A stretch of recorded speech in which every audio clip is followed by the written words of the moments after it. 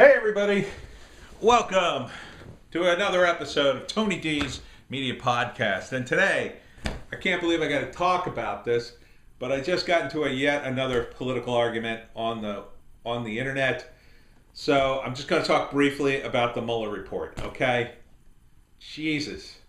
There is this push to keep hope alive amongst many Trump detractors that the Mueller report is somehow wrong. We haven't really read it all. There's got to be something in there. We could either impeach Trump or point at and go, oh, see what an a-hole he is? Look, Trump's an a-hole. I'm not a Trump supporter. I didn't vote for Trump. But I constantly have to defend him because idiots keep attacking him for all the wrong reasons. As I am now, I'm defending Trump again online from somebody, and I keep got to say, I didn't vote for Trump. I don't support Trump. But to attack anyone unfairly is wrong, okay? And Trump knows you're attacking him unfairly. He knew from the beginning the Mueller report was bogus. Did he act like a guy who was guilty? Do you think a guy who was guilty is going to keep poking people? So, he knows that he knew the report was going to end at some point and that Mueller would come out with his findings. Do you really think he wanted to make sure everybody was maximally pissed off at him so when the report came out, they'd be ready to literally lynch him in the middle of the town square? I don't think so. I think if you know you're guilty, you act in a completely different way. And Trump, and don't mistake Trump for being a total mindless bot. The man has family. And family is very important to him. He wants his son to do well. He wants his grandchildren to do well. I have no doubt that President Trump would fall on a grenade to protect his family. No doubt in my mind. Now, that doesn't mean I like the guy. That just means I recognize that he has family. He is a grandfather. And like all fathers and grandfathers, he protects his children. So, this idea that he's a monster is just so overblown. And to many of the Democrats out there who finally have gotten on board with the idea that their government is very corrupt, well, welcome to the party. I mean, we libertarians have been saying that for many, many decades. It's just funny how when a Democratic president is in charge, it's suddenly like, oh, no, the government's very good.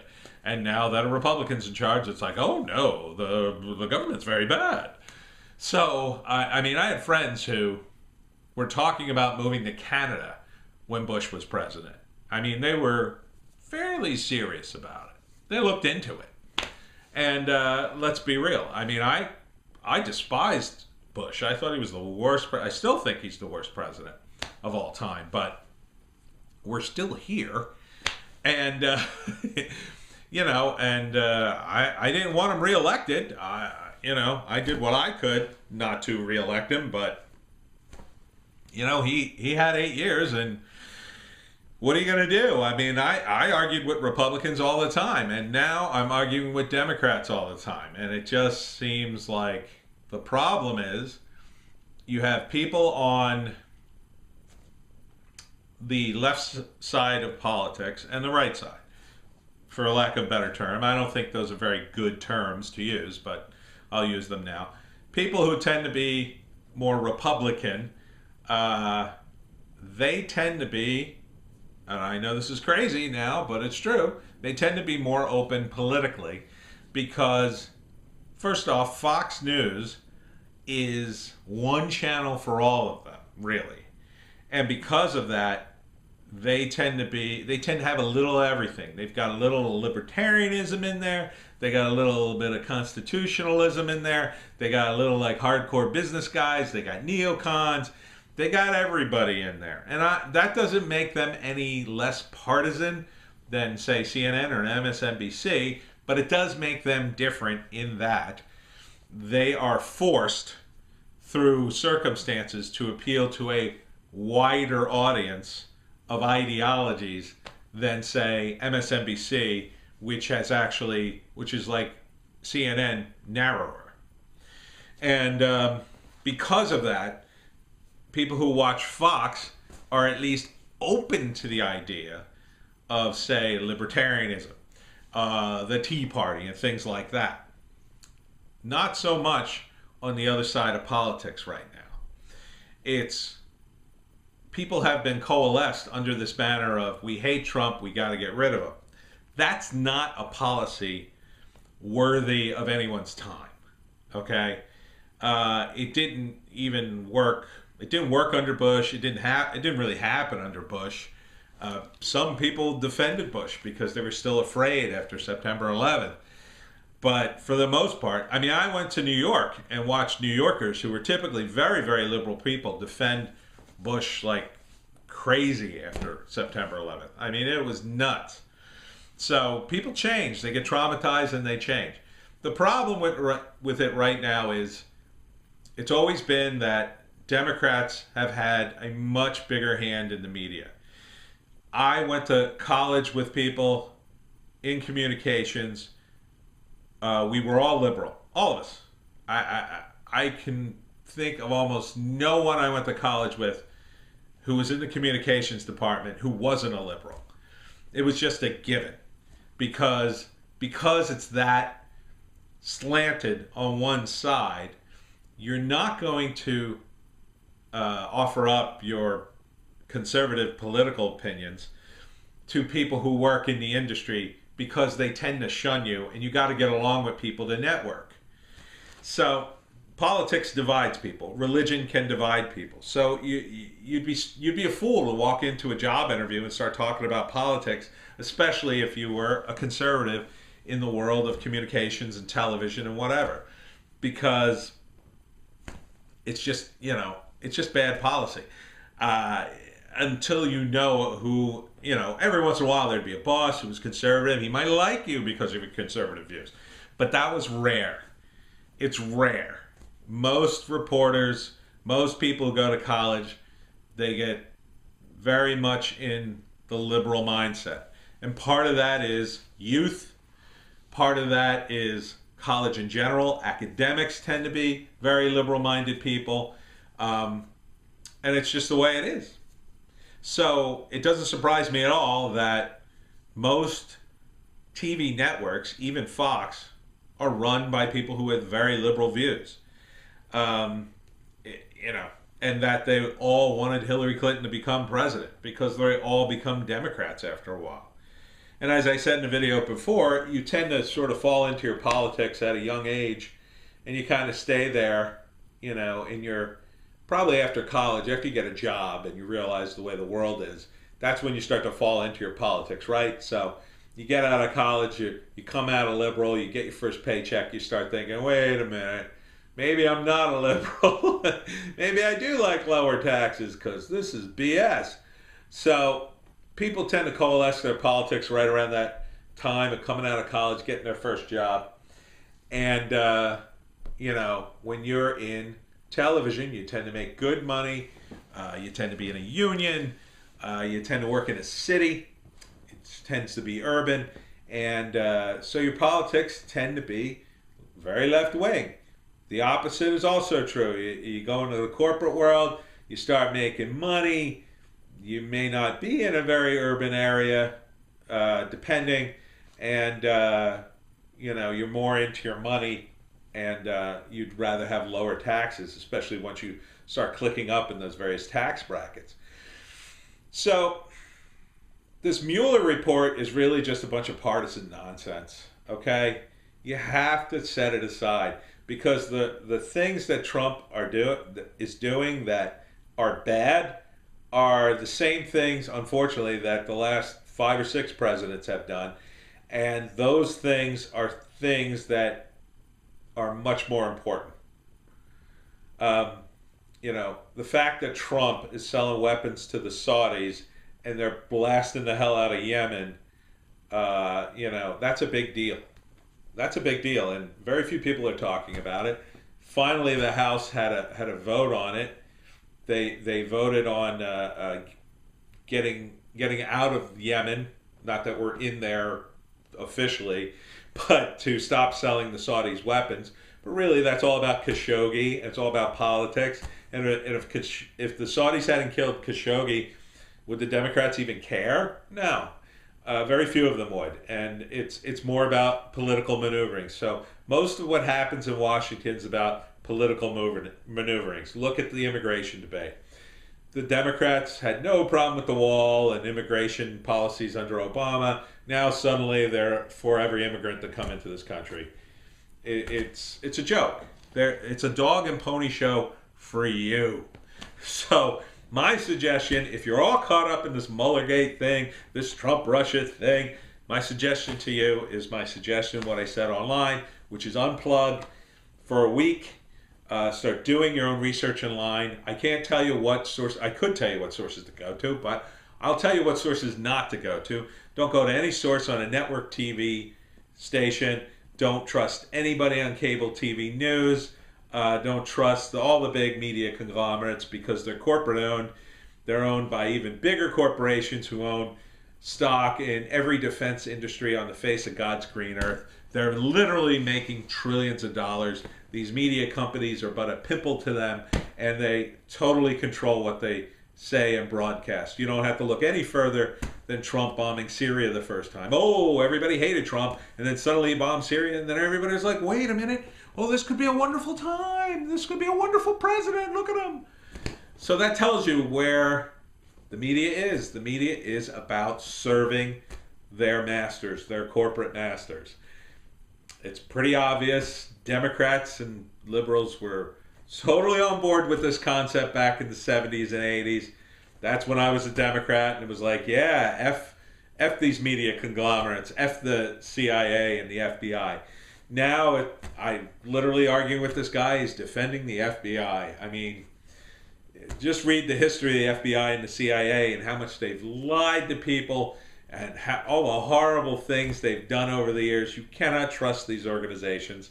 And the reality is, in a few years, I said to this guy, the FBI, it'll be Trump's FBI. And then how much are you going to trust it? How much are you going to trust Trump's FBI in the next couple of years? The only reason it's not Trump's FBI now is because, quite frankly, he's not a normal Republican. He wasn't ready to go in there and fire everybody who were in the key points and then replace them with his own guys. I'm sure if Jeb Bush had been elected president, that would have been one of the things on his many lists of things to do. Make sure the right guys were in the right position so he could pull the strings. Or, if not him personally, then some of the guys underneath him. That's what these guys do in Washington. It's all one big, giant chessboard of pieces. They're moving around. Trump is a different animal. And, we here in South Jersey are totally familiar with Trump. And, the guy, say what you want about him, he works his ass off for a man his age. And, man, he flies by the seat of his coattails, and he does amazing, it's amazing how far he's gotten. I got to really hand it to him. It's just amazing he got elected. I don't think, I think that was mostly an accident, but, the stuff he's done, he will be remembered as a guy who really changed things. He will. And for the better. I know you can't hear those words, but he will be. I personally know what his weakness is. His weakness is money. He's been rich all his life. He's going to spend us into the poorhouse if we let him. That's why it doesn't surprise me that he keeps giving more money to the Pentagon. That's a strategy. It's, is it a bad strategy? In the long term, yes, it's a horrible strategy. In the short term, it's a very smart strategy because everybody at the Pentagon loves him. They love him. He's raining money down on them. He totally has the military on our side, on his side, I should say. And, so the idea that he is a Russian agent, would a Russian puppet dump billions more on our military? I think a Russian stooge would do the opposite. Would not dump extra, would cut the Pentagon's budget, would not want peace with North Korea, would also want to, tie us up in all kinds of wars, would want to not upgrade our nuclear arsenal. So please stop with this nonsense that he's a Russian mole or cutout or useful idiot. He's not. He's Donald Trump. He's lucky as shit, and he's an idiot. But, well, I shouldn't call him an idiot. He is, he's very greedy. And he's very focused. And, the fact that he wants peace in North Korea, we should all celebrate that and compliment him so he can keep moving the process forward and so people like John Bolton can't sabotage it.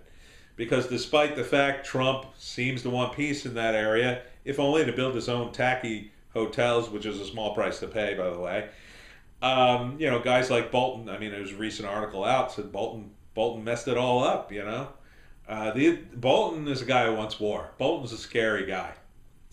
Why did Trump nominate him? Well, I think Trump has very few guys to choose from, quite frankly. The Washington establishment is very much against Trump and very much around him. And yes, in some respects, they are sort of keeping him in check, but in a lot of other respects, they're keeping him from withdrawing the troops from Syria. They're holding up this peace process because they don't want it to happen. I mean, they wanted to sell South Korea a missile system, and now they can't as long as this peace process goes through. So this Mueller report is just a distraction. We do need healthy rivalry with the Republicans to at least maybe in the back and forth get something out of it for the little people. I think Tulsi Gabbard is a really good candidate. I don't think I would agree with her economic policies, but her foreign policy is pretty good. And the fact that she was willing to cross the aisle and help Trump during Syria, that takes a lot of guts. I applaud that. And so should we all. We should all applaud someone who's willing to cross the aisle and do something like that. I don't think Tulsi stands a chance in 2020, but I think she's really running to set the groundwork for a 2024 campaign, which I think she'll have a much better chance against someone like Pence. I don't think Pence, Pence is going to have some problems running, I think. There's going to be others who run against him. I don't know if Pence really has the Trumpsonian, guts to do what Trump does. And I think he's more of just a typical Republican neocon. He'll come back in there and rule like Mitt Romney. He'll probably get a first term out of it. Trump is a lock for the second term, too. So you keep going down this path. I mean, all he has to do is stand there and go, see, Mueller report. Look at these guys. All they talk about is the Mueller report. Meanwhile, you got Joe Biden blowing up in front of your face. Is that really helping anything? Is all these identity politics helping anything? Please, just give up the Mueller report. Move on.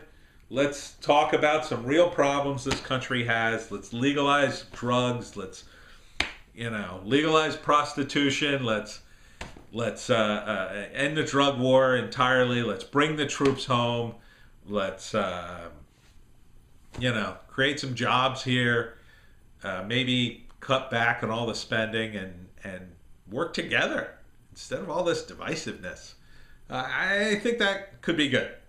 Anyhow, before I rant anymore, I gotta go. I'm at the Ocean City Comic Con Saturday and Sunday, so if you're around Ocean City, stop by and maybe we'll argue some politics.